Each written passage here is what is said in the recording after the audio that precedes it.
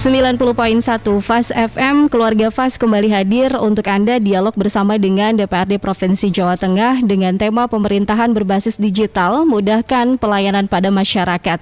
Dan kami sudah bersama dengan Bapak Juli Krisdianto selaku Sekretaris Komisi A DPRD Provinsi Jawa Tengah yang sudah hadir nih, yang sudah siap juga untuk menjawab semua pertanyaan Anda keluarga Fast lewat 314330 dan juga via WhatsApp di 081578709640. Assalamualaikum Pak Juli. Waalaikumsalam. Selamat pagi jelang siang Pak. Selamat siang keluarga Fast. Keluarga Fast FM. Baik. Perjalanan ke sini lancar Pak? Alhamdulillah lancar. Lancar. Ya baik, kita 6 jam. Tapi tetap semangat ya Pak. Alhamdulillah. Alhamdulillah semangat. Ya Pak Juli, mungkin untuk membuka dialog kita pagi hari ini, kalau boleh tahu Komisi A di DPRD Provinsi Jawa Tengah ini membidangi apa saja sih Pak Juli? Yang jelas bidang pemerintahan ya. Okay. Seperti di dalamnya ada catatan sipil, dinasnya ada Bakesbang Polinmas, Dinas Kominfo dan yang lainnya. Soalnya kalau disebutkan satu-satu itu banyak sekali. Kira-kira begitu karena waktu kita dibatasi nih, waktu siaran kita. Begitu ya Pak ya. Sampai jam 11 nih Pak, masih panjang kok.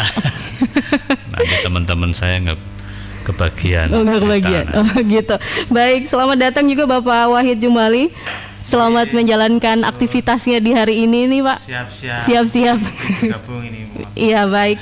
Ya, kita tahu juga nih Pak Juli, bahwasanya kan perkembangan digital saat ini kan luar biasa nih Pak. Inovasi pelayanan publik juga berbasis pelayanan digital ini harus benar-benar ditingkatkan. Digitalisasi pelayanan publik juga menjadi keniscayaan sendiri begitu yang diupayakan pemerintah untuk kemudahan masyarakat nih Pak. Dan saat ini pemerintah juga dituntut untuk mengikuti perkembangan di era digital. Nah, bagaimana pandangan Bapak terkait dengan perkembangan digital saat ini, terutama untuk pelayanannya, Pak? Ya, jadi memang betul sekali pada era hari ini itu memang yang pertama dituntut masalah keterbukaan. Yang kedua dituntut masalah kecepatan dalam pelayanan. Yang ketiga ketepatan. Sehingga dalam hal melalui era digital itu saya pikir itu sudah bisa menjawab, paling tidak itu sudah bisa menjawab kedua hal tadi. Tapi yang lebih penting adalah bahwa itu bisa diaplikasikan apa enggak. Nah itu bisa dioperasionalkan apa enggak. Karena perkembangan ini sudah begitu cepatnya.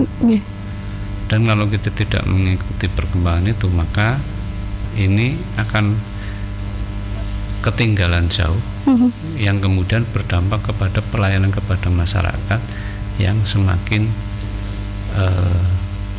menjadi kurang tidak baik ya. Kalau misalnya ini tidak diikuti, maka hari ini jawabannya adalah bagaimana kita sudah mulai menggunakan digital dalam sebuah pelayanan baik pemerintahan maupun pelayanan publik yang lain. Nah, di situ juga ada standar pelayanan tersendiri yang namanya SPPE itu. SPPE itu standar pelayanan berbasis elektronik. Standar pelayanan berbasis elektronik itu kalau di Provinsi Jawa Tengah alhamdulillah penilaiannya sudah bagus. Tinggal bagaimana kita mentransformasikan sistem digital itu yang kemudian bisa dilaksanakan juga oleh pemerintah kabupaten kota, sehingga itu bisa terintegrasi sedemikian rupa antara provinsi dengan daerah. Nah, keuntungan yang lebih lanjut bahwa kita di era hari ini dalam melalui pelayanan elektronik tadi itu, digital itu tadi, keuntungan lebih lanjut pertama itu data.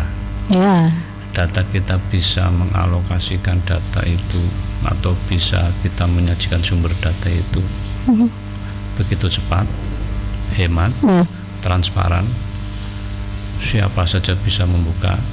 Nah, kerjanya selanjutnya adalah bagaimana kita bagaimana kita itu validasi data. Yang itu tidak menutup kemungkinan bahwa validasi data itu memang butuh biaya yang luar biasa. Nah, karena jangan sampai kemudian kita itu ada data yang salah, maka kebijakan itu pasti bisa mengarah ke sebuah kesalahan. Dan tidak hanya kebijakan saja, kalau data yang salah, saya yakin juga perencanaannya akan salah. Keluar dari rencana begitu ya Pak ya. Jadi kalau misalnya kita merencanakan perencanaan kita salah, sama saja dengan kita merencanakan sebuah kesalahan. Makanya dari awal data itu harus valid dulu gitu ya Pak. Valid. Jadi misalnya kita buka klik data masalah pendidikan, masalah kemiskinan, kita harus update data terus. Tidak bisa data 2013 digunakan 2023, itu pasti tidak valid. Nah, update data itu memang butuh biaya tinggi. Butuh biaya tinggi untuk memasukkan sebuah big data yang begitu besar di dalam sentral data yang sudah disiapkan. Saya pikir itu Mbak, kaitannya dengan apa korelasinya antara tadi era digitalisasi itu kaitannya dengan pelayanan, salah satunya itu. Baik. Dan ini akan mempermudah masyarakat bisa mengakses dimanapun, transparan tadi Pak Juli bilang begitu ya.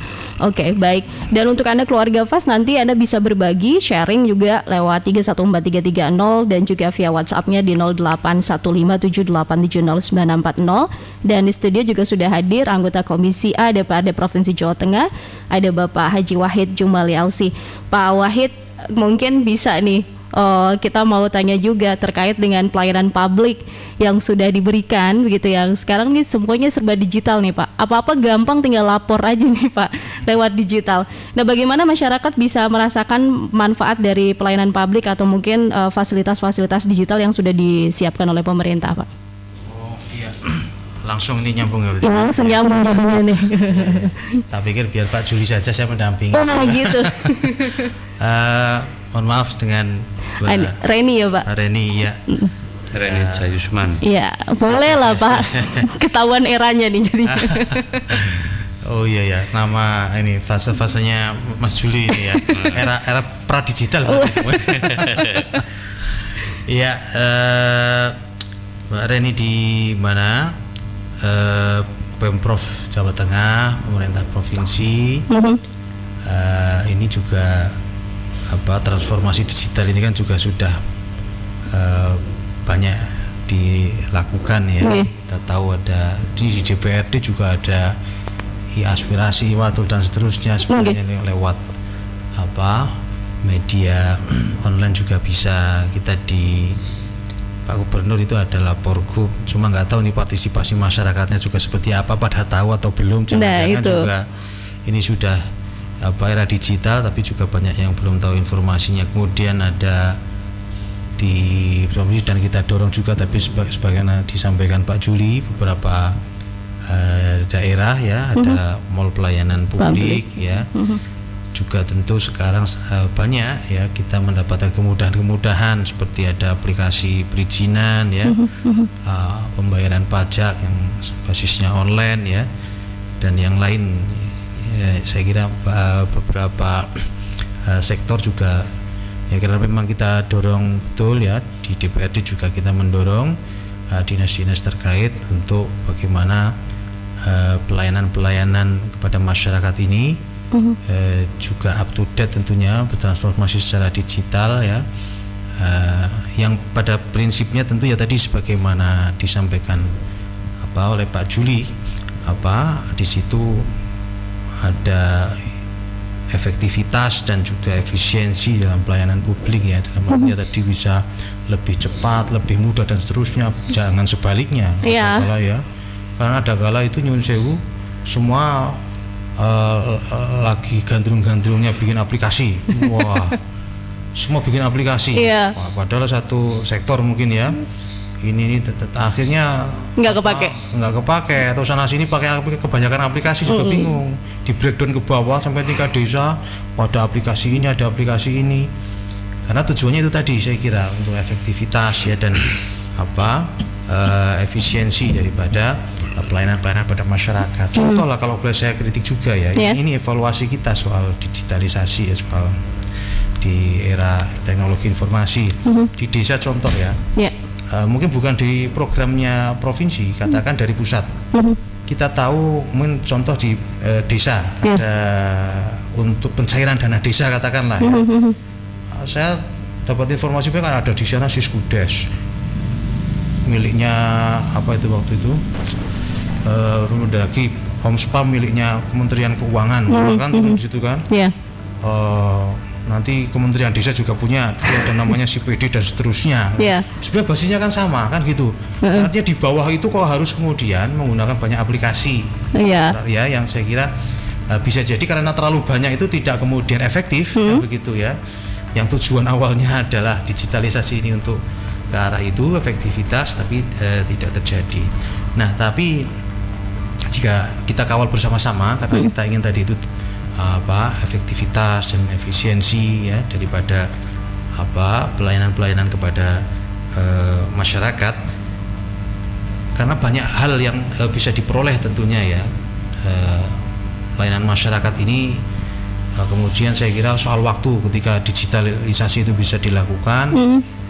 Yang biasanya pelayanannya mungkin cuma jam kerja ya, tentu dengan di era digital ini masyarakat bisa menerima pelayanan 24 jam. Iya benar. Satu minggu full bahkan mungkin yang biasanya hari libur ya 7 hari full bisa kita 24 jam mendapatkan akses ya pelayanan daripada pemerintah. Ini saya kira juga salah satu nilai lebih daripada ya pelayanan pemerintah yang basisnya digital, sehingga tentu juga ya hubungan antara pemerintah kemudian masyarakat dan pelaku bisnis ini terjadi peningkatan ya hubungan ya yang juga kemudian muncul keterbukaan karena di era saat ini digital ini kan keniscayaannya juga nanti akan ada keterbukaan yang tentunya diharapkan nanti hubungan antar pihak ini juga lebih baik ya dengan adanya keterbukaan ini menghilangkan rasa ketidakpercayaan. Karena kalau sudah nggak percaya pelaku bisnis ini susah mau investasi mau apa ini kan karena itu nggak ada trusting. Nah, tapi ya pemerintah harus up to date tentunya ya. Jangan masyarakatnya sudah digital kan gitu kan tapi pelayanannya masih konvensional. Masyarakat semua sudah pegang HP, gitu kan? Tapi pelayanan kita Nyun Sewu nggak menyentuh soal itu. Sekarang Nyun Sewu satu orang aja kadang HP-nya sampai 3 kan? Ini harus basis teknologi saya kira. Juga bagaimana pemberdayaan masyarakat ya melalui informasi pemberdayaan masyarakat yang tentu bisa dilakukan dengan adanya keterbukaan informasi tersebut ya, sehingga masyarakat bisa menentukan pilihan, gitu ya, bisa menentukan pilihannya dalam mendapatkan suatu informasi yang diperlukan. Baik. Ya, apalagi juga tadi Pak Juli bilang semua fasilitas sebenarnya aplikasi sudah disiapkan, cuma kenyataannya bisa dipakai apa enggak gitu ya Pak Juli tadi. Pak Wahid juga bilang banyak saking kepengen update-nya aplikasi sampai banyak banget. Dan ini kadang euforianya, terus masyarakat sampai bingung ini mau masuk yang mana nih gitu ya. Tapi sekarang masyarakat juga lebih dimudahkan ya Pak. Kayak tadi Bapak bilang kalau kita ngomongin lapor GUP itu kan bukan cuma lewat web aja ya, Twitter, Instagram itu sekarang lebih cepat begitu ya Bang. Dan kalau udah di medsos itu cepat. Apalagi kalau udah viral itu. Udah langsung gitu ya Pak ya. Oke, nanti kita akan break dulu jeda informasi Bapak-bapak. Nanti kita akan lanjutkan kembali dan keluarga FAS nanti tetap bisa bergabung bersama kami terkait dengan tema dialog kita adalah pemerintahan berbasis digital, mudahkan pelayanan pada masyarakat. Anda nanti bisa bertanya kembali dengan narasumber kami lewat 314330 dan juga via WhatsApp di 081578709640. Kegiatan ini Keluarga FAS diselenggarakan kerjasama dengan Dinas Kominfo Provinsi Jawa Tengah. Keluarga FAS juga bisa ikuti informasi tentang Jateng melalui media sosial Dinas Kominfo Provinsi Jawa Tengah, Twitter @kominfo_jtg, Instagram @kominfo.jateng, Facebook @diskominfo.jateng, website diskominfo.jatengprof.go.id ataupun YouTube Kominfo Jawa Tengah. Kita akan kembali sesaat lagi keluarga Fas, tetap di 90.1 Fas FM Magelang.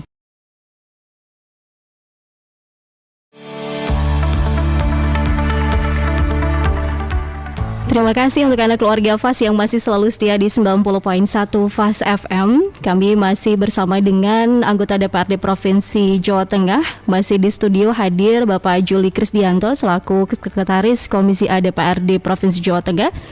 Dan juga ada Bapak Haji Wahid Jumali LC.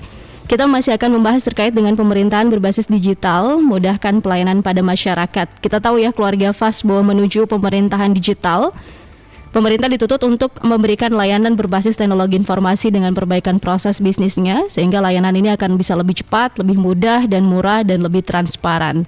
Masyarakat bisa masuk lewat laman manapun yang sudah disiapkan oleh pemerintah, termasuk juga pelayanan publik yang tadi sudah disebutkan. Ada beberapa mall pelayanan publik yang sudah disiapkan dari pemerintah kota dan juga kabupaten.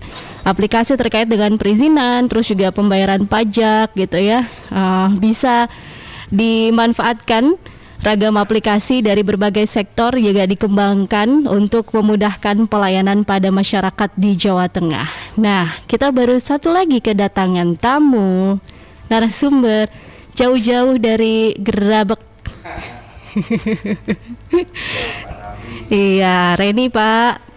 Ya, sampai jam 11 nanti Anda bisa bergabung bertanya langsung juga lewat 314330 dan juga via WhatsApp di 081578700940. Karena datangnya belakangan nanti dulu aja nih Pak Bedres. Oke, Pak Juli sama Pak Wahid mungkin bisa nih disampaikan kepada masyarakat nih. Ada juga beberapa yang sudah masuk nih di redaksi kami 081578700940. Bagaimana kelanjutan dari EKTP nih Pak? Dulu kan kayaknya pernah ada kabar satu kartu bisa mengisi semua data begitu, dijadikan satu termasuk dengan SIM. Nah, bagaimana nih Pak? Pak Juli dulu atau Pak Wahid dulu nih yang mau menjawab? Ya. Boleh, saya dulu boleh. Oke. Pak Fadil lagi sibuk dengan jamaahnya. Ya, menjawab itu Pak, kan digitalisasi juga. Ada yang japri juga ini. Oke. Jadi memang tujuannya kita ke situ. Ya. Tapi perlu kita akui bahwa KTP elektronik itu memang hari ini menjadi salah satu bagian terpenting untuk pendataan penduduk hari ini. Ya. Ya, sebagai contoh, saya yakini hari ini tidak mungkin ada KTP ganda. Oke. Saya yakin, kalaupun ada persentasenya itu sangat kecil, kalaupun ada. Ya, jadi ada salah satu kasus, ada orang ingin mendaftar sesuatu, terus kemudian menyerahkan KTP ketahuan, ternyata dia mau buat KTP di salah satu kabupaten kota, ternyata dia sudah punya KTP di Jakarta. Nah, sehingga itu Dinduk Capilnya menyampaikan, jangan mau pilih KTP yang Jakarta atau KTP yang kabupaten atau kota. Oke. Artinya hari ini pendataan itu sudah relatif bagus lah. Nah, persoalan kemudian ini mau menjadi sebuah kartu yang merangkum cukup besar, mungkin di situ ada asuransi, mungkin di situ ada apalagi Mbak tadi Mbak, pajak, SIM, surat nikah, surat nikah. Jadi misalnya nanti saya bisa, oh ini sudah menikah, nah, misalnya begitu. Yeah. Jadi nginep di hotel syariah, ternyata KTP-nya beda, ini nggak boleh. Nah, nanti bisa ketahuan mungkin ya. Era kelanjutannya beda, tapi menuju ke arah sana. Ya, memang menuju ke sana, Pak. Menuju ke arah sana. Jadi satu kartu itu bisa dimungkinkan menjadi sebuah kartu yang bisa digunakan oleh kemanapun, sehingga itu tidak perlu lagi kita ngurus lagi ke, misalnya ini ngurus lagi ke bawah lagi, ngurus lagi misalnya kartu surat keterangan miskin, surat apa, banyak banget itu Pak. Nggak perlu. Jadi kalau nanti kita buka kartu, di situ sudah ada keterangan, oh ini punya jaminan kartu Indonesia Sehat, oh ini KIS-nya mati, ya bisa diketahui dari situ. Tapi nanti itu menuju ke sana, tapi nanti. Nah, saya juga berharap begitu. Iya, lebih simpel ya Pak. Lebih simpel. Saya sangat sekali berharap begitu, karena ini program pemerintah pusat ya, bukan program provinsi. Jadi apa yang menjadi harapan tadi penanya Mbak siapa Mbak tadi yang nggak ada namanya dari Magelang aja. Nah, itu sangat berharap itu. Saya sendiri berharap nanti begitu. Iya, dompet jadi lebih tipis ya Pak ya. Nah, jadi bila mana perlu nanti sudah bisa untuk misalnya ini untuk membayar tol. Ya itu lebih enak lagi gitu ya. Enak lagi. Jadi tidak ada selimpet-selimpetan itu nanti. Nanti saya kemudian ngumpetkan uang dari istrinya di situ misalnya, nanti ketahuan semua datanya. Oke. Ya baik nih Pak Sukardiono udah mau menimpali sepertinya nih ya. Siap, penting Pak Sukardiono itu dapilnya ini. Saya sudah bantu kampanyekan tadi Mas ya. Itu ya. Ya atau Pak Godres biasanya nih. Ya gimana kalau menurut Pak Godres sendiri nih terkait dengan harapan dari masyarakat itu ya, pengennya satu kartu kan dulu gitu ya Pak ceritanya iktp ini. Monggo Pak. Terima kasih Mbak Sugeng Enjing. EKTP itu sepertinya suatu kebutuhan dan suatu keharusan. Kenapa? Kalau zaman dulu itu kan masih ada orang yang punya KTP ganda, punya alamat ganda. Dengan adanya KTP, EKTP diklik aja sudah muncul. Jadi tidak memungkinkan itu untuk ada KTP ganda. Terus yang kedua, harapan kami juga sama dengan masyarakat yang lain. KTP itu kalau perlu bisa untuk semua nih. Mau SIM, mau kalau tadi dimatur ke Bapak itu untuk e-tol, itu kita sepakat. Walau efeknya mesti ada. Para pembobol, para hacker itu memang dia berjalan lebih duluan, ya itu sudah risiko. Tapi andai kan KTP itu sudah multiguna, itu akan sangat-sangat menguntungkan dari aktivitas kita. Benar, Nek Pak. perlu ya tinggal ATM sekalian jadi nomorin yang KTP kono kan gitu. Iya kan, nah itu fungsinya EKTP. Mudah-mudahan jadi nanti di dompet kita itu tidak perlu apapun gitu. E-kartu itu jadi satu ada di EKTP, jadi udah komplit itu. Nek perlu utang, nah sudah ada di KTP juga. Gitu Mbak. Oke, agak berat nih kalau udah ngomongin utang ya. Oke deh, ya baik. Kalau misalnya tadi Pak Wahid, kalau kita ngomongin terkait dengan ragam media sosial, tadi Bapak bilang kalau udah di medsos tuh udah luar biasa gitu kan, apalagi sudah viral. Apa ini juga bisa menjadi salah satu sarana yang optimal bagi masyarakat dalam pelayanan nih Pak? Media sosial ya, tentu ya saat ini pemerintah kan juga di samping juga digitalisasi kan tidak hanya di website dan seterusnya, juga di media sosial. Saya kira semua dinas termasuk DPRD, semua instansi pemerintah ini rata-rata punya akun pelayanan ya di media sosial. Termasuk juga ini anggota dewan, saya kira sekarang ya keniscayaannya punya akun medsos juga. Kalau enggak ya ketinggalan. Benar. Iya, apalagi ini sekarang pemilih ya mayoritas saya kira ini sudah melek teknologi, melek digital. Jadi kalau enggak kita ada transformasi tidak up to date ya nanti akan ketinggalan ya. Itu yang pertama ya.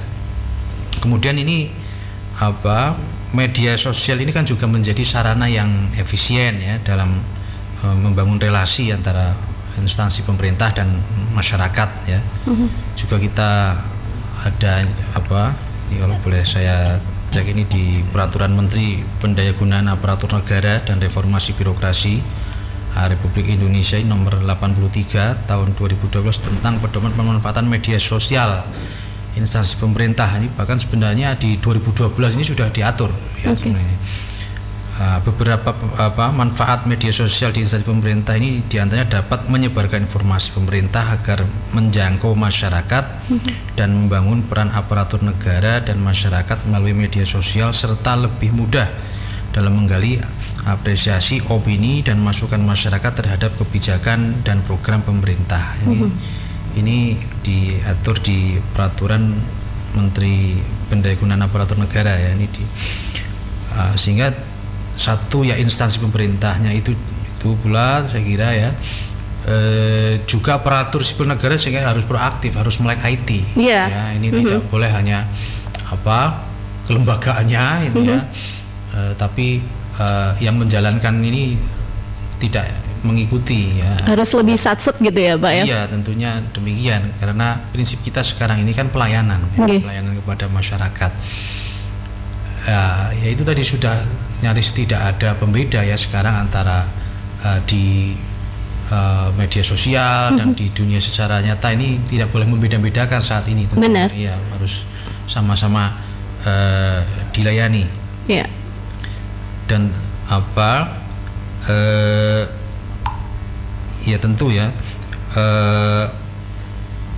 kompetensi, keahlian ya ini terkait dengan digital ini harus terpastikan di masing-masing instansi sehingga betul-betul pelayanan di domain digital ini betul-betul bisa dihadirkan oleh pemerintah. Ini jangan sampai ada instansi kok nyun sewu nggak ada yang ngurusi soal ini harus terpastikan betul ya. Adminnya harus jelas ya Pak ya? Adminnya terus, dan juga harus bisa membedakan ada kala beberapa ini ada blunder ya, ada ngomen karena gitu kan, kalau dia komen pribadi nggak sadar kalau ternyata dia itu bawa akunnya pemerintah kan begitu kan.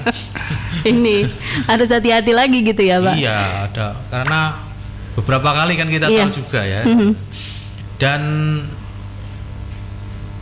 saya kalau melihat ini contoh Pak Ganjar ini ya, itu kalau ada yang mengadu di media sosial itu beliau responnya juga lebih cepat malahan ya.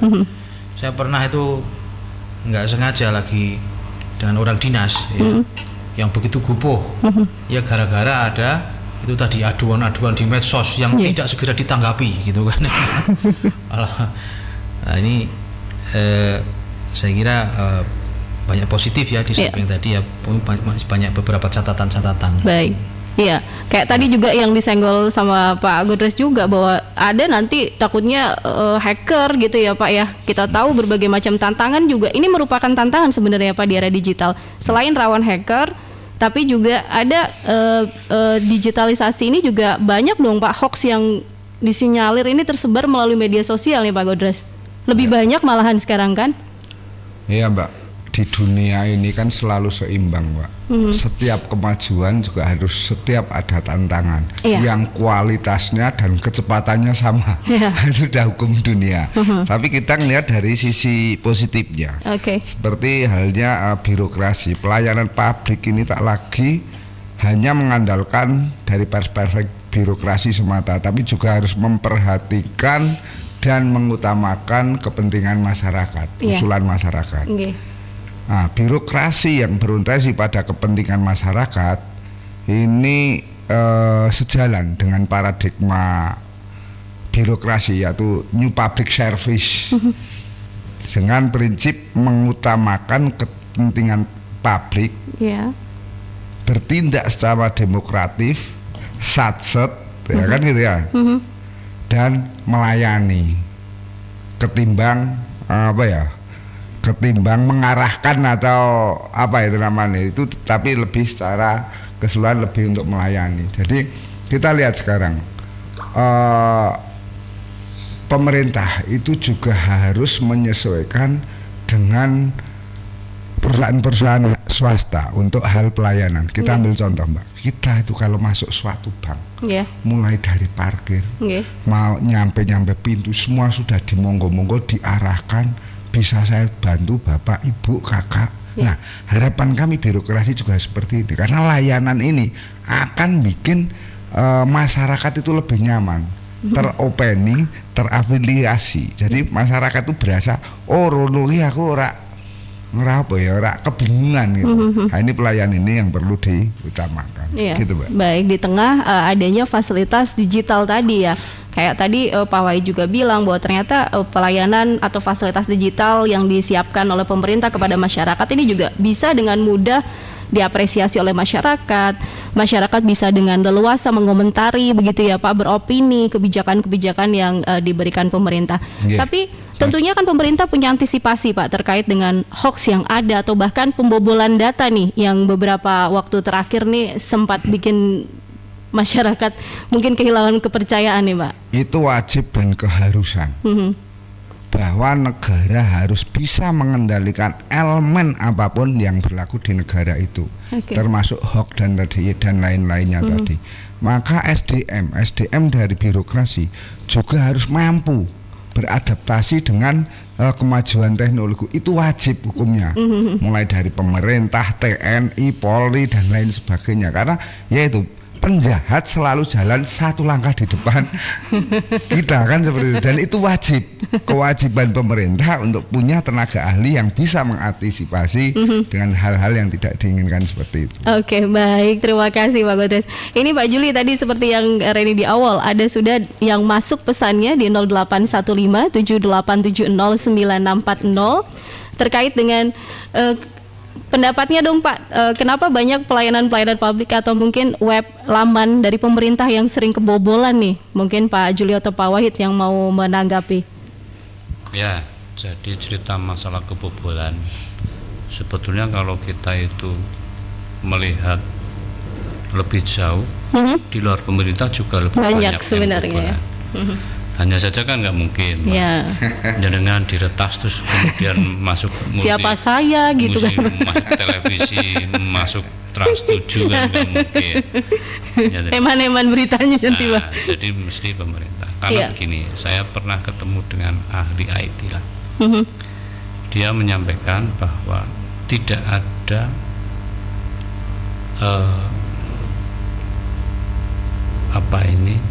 tidak ada di bidang elektronik ini yang aman. Semua itu bisa dijebol. Ya, prosentasenya walaupun kecil gitu ya Pak ya. Semua bisa dijebol. Jadi tidak ada hal di dunia maya ini yang tidak bisa dijebol. Semua bisa. Nah, terus bagaimana caranya? Yaitu bahasanya dia di atas langit masih ada langit.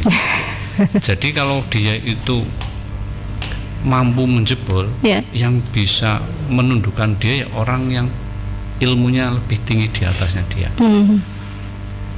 Nah itu jadi itu dia sendiri menyampaikan loh, bukan saya, bahwa tidak ada satupun dunia ini yang aman. Pasti bisa dijebol. Tapi harus ada antisipasinya juga gitu ya Pak ya. Makanya antisipasinya salah satunya itu ada cybercrime itu tadi. Nah jadi kalau sudah masuk, misalnya ini kata dia sudah masuk ketahuan, langsung bisa dilacak ya Pak ya. Bukan dilacak, yo bahasanya ini diomongi sama dia. Kamu masuk daerah ini nggak usah diteruskan misalnya begitu. Nah itu cybercrime salah satunya di situ. Loh, kalau saya kaitan dengan IT kan saya nggak mudeng. Mengaku Mas Godres ini saya mudeng. Masuk kolonial. Nah, yang tahu mereka. Jadi ya kita kebijakan saja. Kita membuat kebijakan ini. Misalnya kita kepengennya pelayanan tadi yang cepat, akurat dan transparan. Nah kemudian kok ada solusinya tadi itu lewat e-government itu tadi. Nah ini menjadi sebuah solusi, tetapi itu tadi itu nggak ada suatu hal yang aman. Kita pernah ketemu ya Pak Godres ya. Siap, waktu di Jogja itu. Nah, pernah ketemu, bisa dijebol. Apalagi bahkan mereka nantang saya, udah Mas dengan namanya siapa, handphone dengan tidak kurang dari 3 menit sudah saya tahu semua isinya. Itu dia sampaikan gitu, walaupun saya nggak tahu dia nggak tahu PIN-nya dan sebagainya, tahu semua. Nah, artinya bahwa yang bisa mengantisipasi dia siapa? Ya ilmu yang di atasnya dia. Oke. Padahal itu hanya lulusan SMK ya. SMK Mas Badri. Oke. Sepakat sekali tuh apa yang dimatur ke Pak Yuli itu. Jadi di dunia maya itu memang benar sekali, tidak ada yang tidak bisa dibobol. Logika nalari kan gitu. Ilmu IT ketika seseorang menemukan satu ilmu kan diajarkan ke yang lain. Dan ketika diajarkan ada jatuh ke orang-orang yang baik dan jatuh ke tangan orang yang tidak baik. Dan itu juga hukum alam, apapun itu. Nah, makanya akan selalu diretas itu kalau kita melihat sisi negatifnya. Tapi kalau melihat sisi positifnya, Mbak, dengan zaman digital seperti ini, nah kita itu layanan pemerintah bisa 24 jam. Benar, sambil tidur aja kita bisa mengakses. Itu kelebihannya.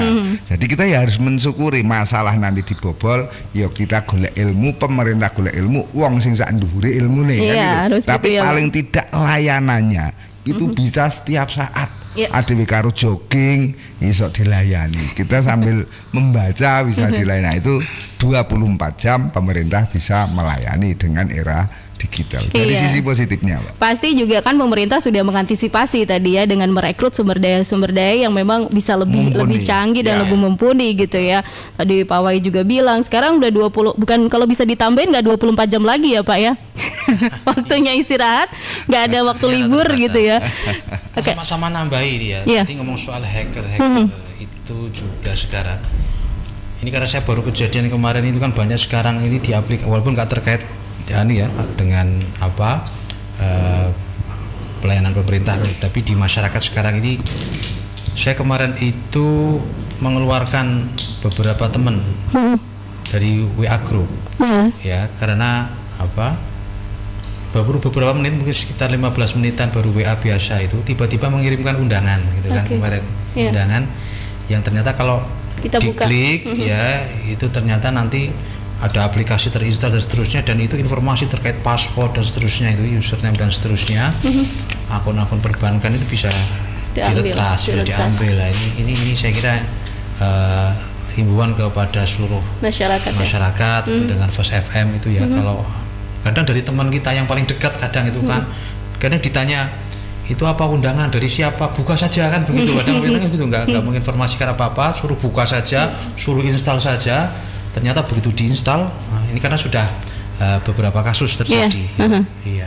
Walaupun juga beberapa pelakunya saya dapat informasi kemarin di televisi juga sudah ditangkap ya. Tapi ini membingi baru kemarin ini, artinya masih hangat ya. Oke deh. Baik, jadi memang ini selain dari kemudahan yang diberikan pemerintah, masyarakat juga harus lebih cerdas ya untuk memanfaatkan beberapa aplikasi yang ada gitu ya.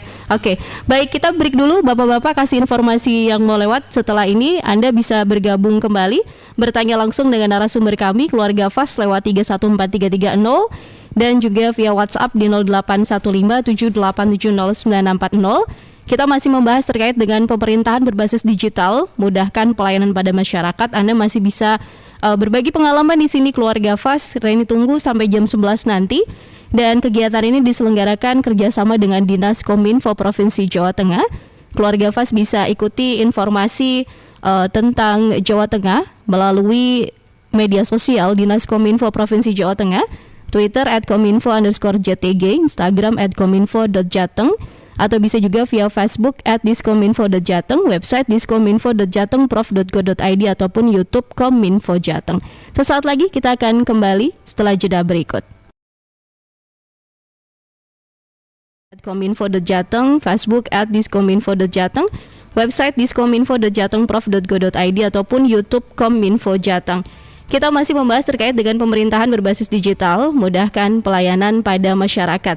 Dan narasumber yang sudah hadir di sini bersama kami ada Bapak Haji Wahid Jumali LC, Pak Juli Krisdianto, dan juga Bapak Sukardiono atau Pak Godres biasanya dipanggil ya. Mungkin ada beberapa yang sudah lengket banget sama nama Pak Godres gitu ya.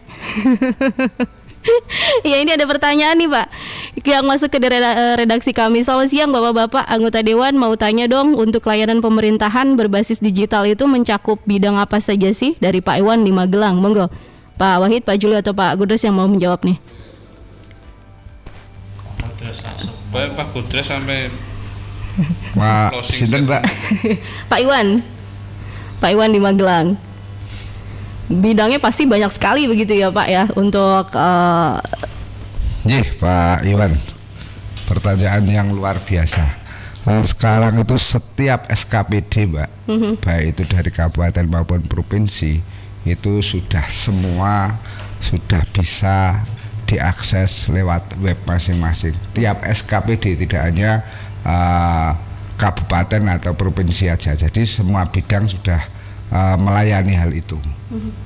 Jadi monggo, dan itu berlaku selama 24 jam. Jadi kita bisa memaksimalkan berbagai teknologi yang ada sekarang ini.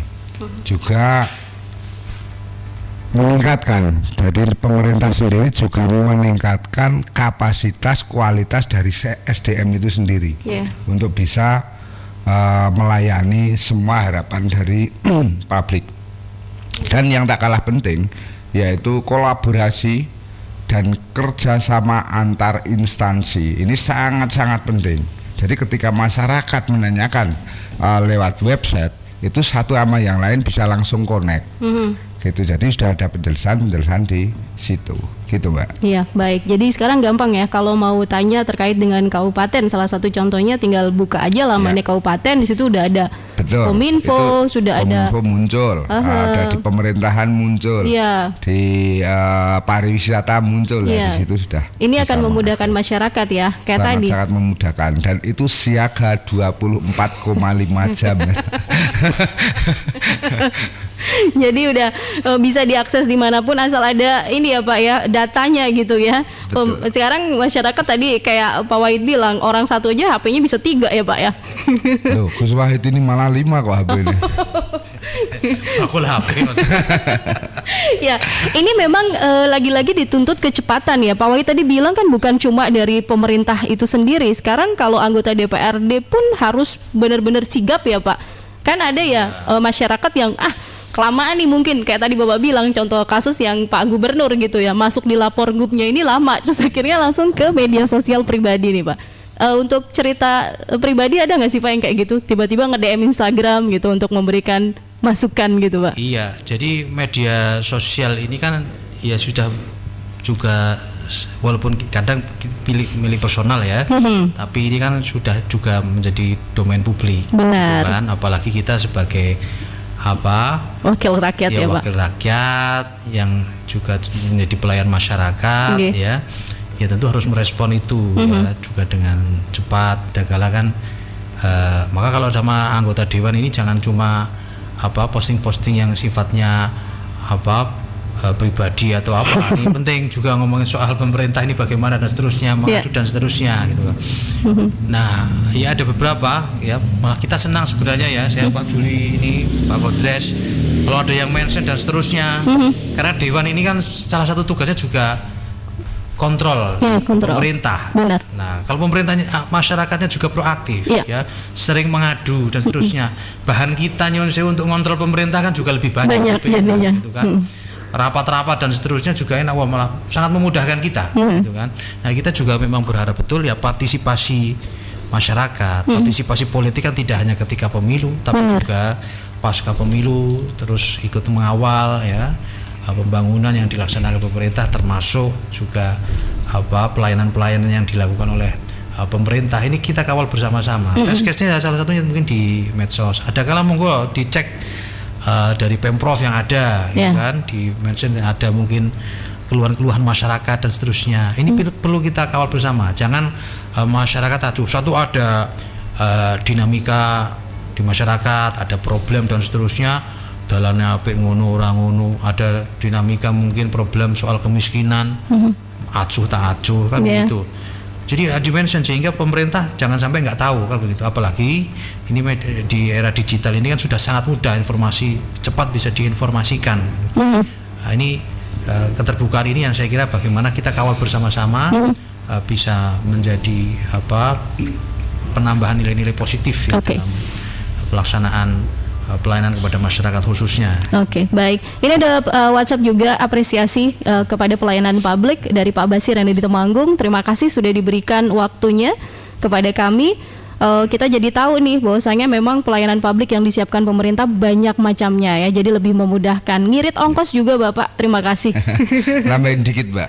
Iya. Memang kalau pengalaman pribadi sebenarnya kalau Dewan itu kenyang Mbak, kenyang sama olok-olokan sama kritikan. Waktu kita berkampanye, waktu kita bersosialisasi, kita akan mesti ada janji-janji politik yang paling sederhana lah. Ditagih ya Pak. Dan ini saya juga terjadi di Tegalrejo ini, tapi cuman tidak saya sebutkan dusun di sana Mbak, di Tegalrejo sini. Waktu kita dulu bersosialisasi kan kita mesti meyakinkan. Ketika saya diparingi jadi, siaplah kerjasama dengan panjenengan. Lah pas musim hujan kemarin saya itu ya dikirimi foto, matur suwun Pak jalane dengan jalan yang sangat rusak. Itu ya memang sangat menyentuh. Dan itu ya benar Gus Wahid. Sebenarnya usulan-usulan seperti itu akan memudahkan kita. Nah, cuman kalau Dewan ini Mbak kan beda sama eksekutif. Ya. Dewan itu bisa mengusulkan tapi tidak memegang anggaran.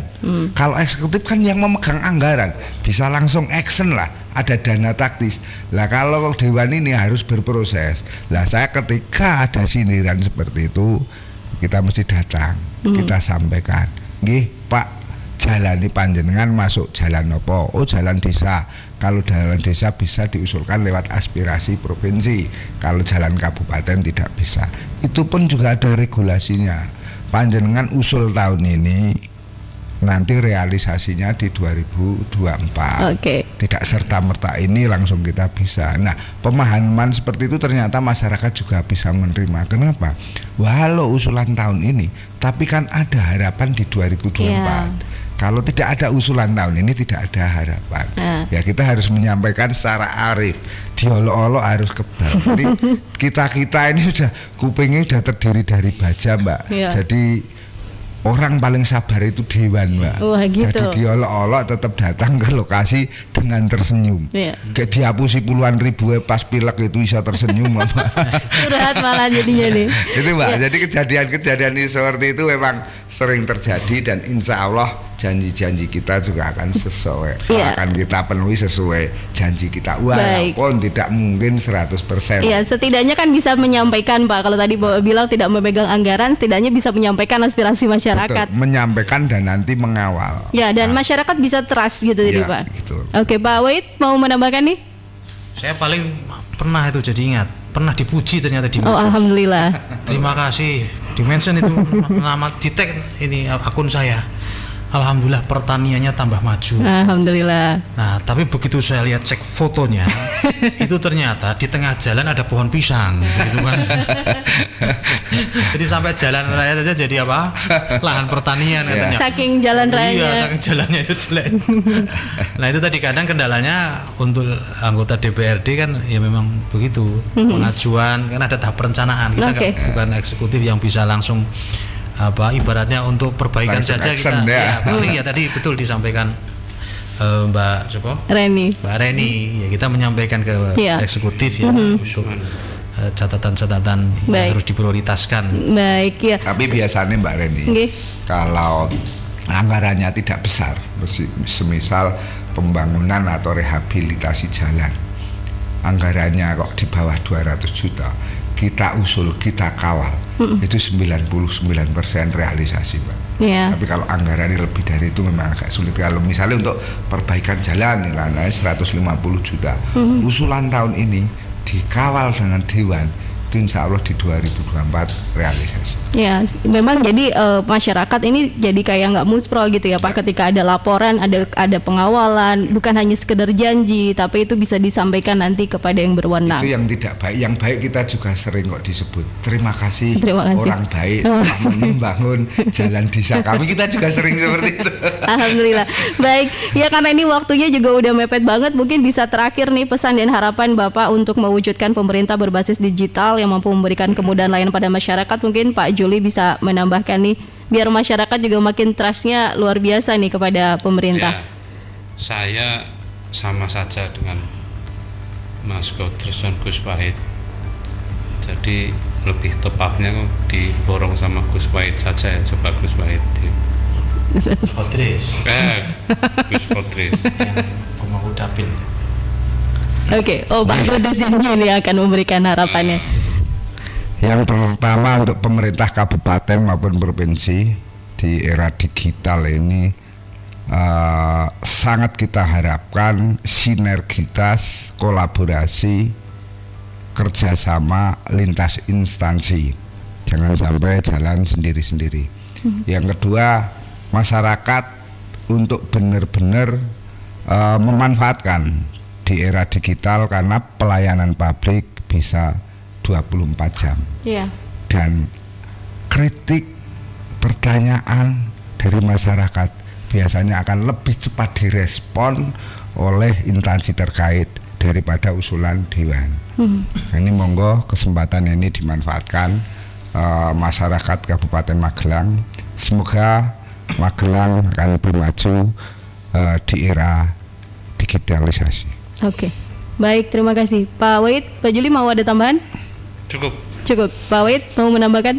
Ya, mudah-mudahan ini di era 4.0 ini digitalisasi sebuah keniscayaan, kita semua bisa beradaptasi atau bertransformasi ya tentu, karena itu sebuah keniscayaan ya. Kita manfaatkan literasi data antar instansi unit kerja, kemudian memaksimalkan penggunaan teknologi tentunya untuk mendukung pelayanan publik yang tersedia, dan terakhir tentu bagaimana kita membangun kemampuan komunikasi, sosialisasi, visualisasi pelayanan publik secara digital. Itu mudah-mudahan ke depan bisa lebih efektif, lebih efisien. Amin, insyaallah. Baik, terima kasih. Masyarakat juga bisa memanfaatkan itu dengan bijak begitu ya Pak ya. Betul. Terima kasih Bapak atas waktu dan kebersamaannya. Selamat kembali bertugas Bapak. Assalamualaikum. Waalaikumsalam. Baik, demikian tadi Keluarga Fas dialog kita bersama dengan anggota DPRD Provinsi Jawa Tengah terkait dengan pemerintahan berbasis digital, mudahkan pelayanan pada masyarakat, dan kegiatan ini diselenggarakan kerjasama dengan Dinas Kominfo Provinsi Jawa Tengah. Keluarga Fas bisa ikuti informasi tentang Jateng melalui media sosial Dinas Kominfo Provinsi Jawa Tengah, Twitter @kominfo_jtg, Instagram @kominfo.jateng, Facebook @diskominfo.jateng, website diskominfo.jatengprof.go.id, dan juga YouTube Kominfo Jateng. Saya Reni Setia yang bertugas mengantar acara hari ini, mengucapkan terima kasih untuk Anda Keluarga Fas. Wassalamualaikum warahmatullahi wabarakatuh.